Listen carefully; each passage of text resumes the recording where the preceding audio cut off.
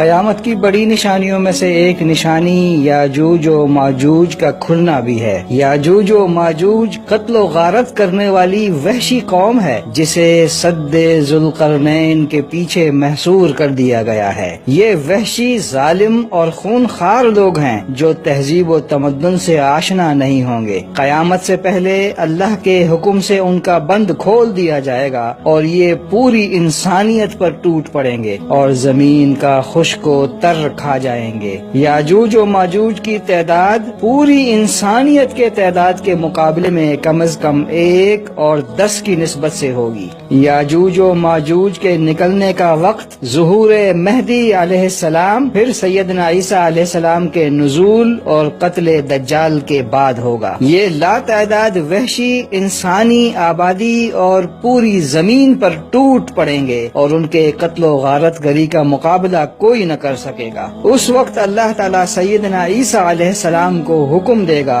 کہ وہ مسلمانوں کو لے کر کوہ طور پر پناہ لیں۔ وہ ویسا ہی کریں گے اور عام آبادی بھی محفوظ مقامات میں بند ہو کر اپنی جان بچائے گی۔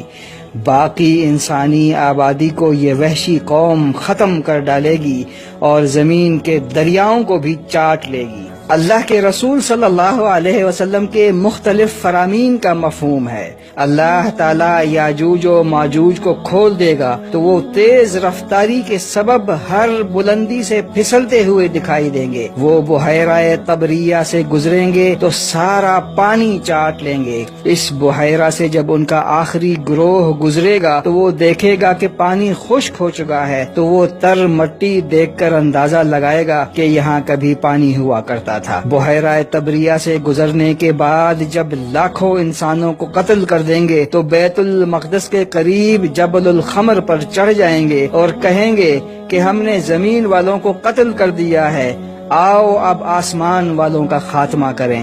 وہ اپنے تیر آسمان کی طرف پھینکیں گے اور اللہ کے حکم سے وہ تیر خون آلود ہو کر واپس آئیں گے۔ یہ ان کی آزمائش کے لیے ہوگا تاکہ وہ سمجھیں کہ ہم نے آسمان والوں کا بھی خاتمہ کر دیا ہے۔ اس وحشی اور سفاک قوم سے انسانوں کو نجات کیسے ملے گی؟ ظاہر ہے کہ ان کا مقابلہ کرنا انسانوں کے بس کی بات نہیں ہوگی۔ اس بات کی وضاحت رسول اکرم صلی اللہ علیہ وسلم کی ایک حدیث سے ہوتی ہے۔